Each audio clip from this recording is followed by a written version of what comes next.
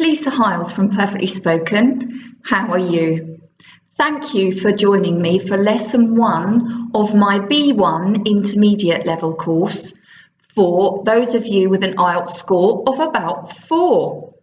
Now today's topic is about the people in your life, and it's a review of vocabulary related to members of your family and how we use words to describe our friends and the people close to you. And there will also be a chance to review questions and short answers with the verbs be, do and have. Let's start now, shall we? Let's see how we get on. Okay, let's look at the first slide. The first slide is a vocabulary slide, and here you can see that we have 14 different words connected to the people in your life. Some are family, some words are for friends, some are for people at school or work, and D is others if they don't fit in any of those categories. So I'd like you to look at the word in numbers, for example, number 1, best friend, and to decide on its category. A, family members, B, friends, C, people at work, and D, others. And I've done an example for you. So for example, number 1, best friend, that goes in category B, 1B, for words about friends. Here we go. Number 2, aunt. Aunt. A, B, C or D? 3, boss. Boss. 4, neighbour. Neighbour. 5, classmate. Classmate. 6, nephew. Nephew. 7, colleague. Colleague. 8, parents-in-law. Parents-in-law. 9, acquaintance. Acquaintance. 10, niece. Niece. 11, flatmate. Flatmate. 12, uncle. Uncle. 13, sibling. Sibling. And finally, 14, relatives. Relatives. Okay, I'm going to go through the answers now. So can you check that from numbers 2 to 14, you have a letter A, B, C or D, and you know why? Here we go. I'll just find the slide for you. There we are. Here we go. So 2, aunt is a family member. And your aunt is your mother's sister. Or your father's sister, of course. 3, boss, people at work. 4, your neighbour. They might be your friends, you might have put it in B, but that doesn't show me that you know the meaning. Your neighbour is someone who lives near or next door to you. 5, classmate, C. 6, nephew, A, is your family. So that would be your brother or sister's son. 7 is colleague, somebody at work. May or may not be a friend, okay? So C, the meaning is somebody at work, somebody you know at work, okay? 8, parents-in-law, family. So they are your husband or your wife's mum and dad. 9, acquaintance is D. An acquaintance is somebody you know but isn't a close friend. Okay, so it's a D. 10, niece, members of your family. A, so your niece is your brother or sister's daughter. Flatmate, number 11, is D. Now it may be a friend, but that's not the meaning here. Flatmate is someone you share a flat with. A flat is a British word for apartment. 12, uncle is a family member. So your mother or father's brother is your uncle. 13, sibling is a, and your sibling is a word for brother or sister. So have you got any siblings? Have you got any brothers or sisters? Sibling. Okay, it can be either for boys or for girls. And 14, relatives, a. They are just your family members, people related to you, either through blood, birth, or through marriage. How did you get on? All right? Don't worry if some of new, because we're going to have plenty of practice of them now. Let's have a look at the next slide. Okay, so here's some definitions for you, and you have to try and remember the words that we looked at in task 1. Number 1, my mother's sister is my. Number 2, my brother's son is my. Number 3, all the people in your family are your. Number 4, are your brothers and sisters. Number 5, are people who live near you or next door to you. And number 6, is someone you work with.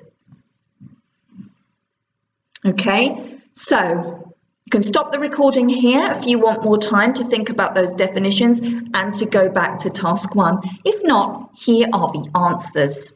Are you ready? Number 1, my mother's sister is my aunt.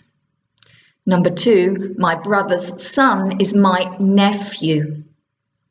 Number 3, all the people in your family are your relatives. Number 4, your siblings are your brothers and sisters. Number 5, your neighbours are people who live next door or near you. And a colleague is someone that you work with.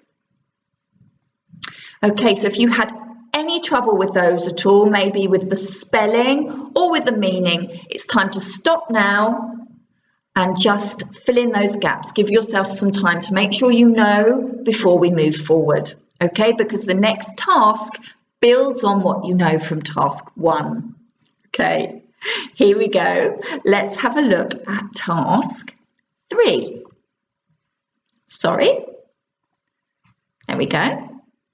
Task 3 is an unjumble exercise, and that just means the letters in a word related to people in your life are all mixed up, and you have to put the letters of the word into the correct order. So number 1, I come from a small family, so I don't have many. What is that word there? Number 2, I haven't got any. I'm an only child. Number 3, I look like my and not my mother. And I look like is I have the same facial features, yeah? So you can see, it's very common that you look like somebody in your family. You have the same type of face, maybe the same colour eyes, the same nose, the same shaped mouth, yeah? I look like my and not my mother. Number 4, I met at school when I was 5 years old. 2 words there, all muddled up. Can you put the letters in the right order? I like my job and are fantastic. I'm lucky, aren't I? Okay, so quite a long word there. Can you work out what it means? Stop the recording here if you need to. If not, I'm going to go straight on with the answers. Here we go. Number 1, I come from a small family, so I don't have many relatives. Number 2, I haven't got any siblings. I'm an only child. And here you can also say I'm an only one. It means the same thing. I don't have any siblings, brothers and sisters. I look like my father, not my mother. I met my best friend at school when I was 5 years old, and I like my job and my colleagues are fantastic. I'm lucky, aren't I? Now I want to find out more about you and what type of family you come from and the people in your life. So to do that, I need some questions.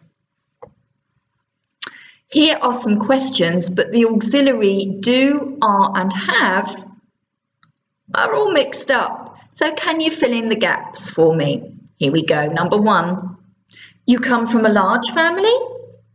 Do I need do, are or have there? You come from a large family?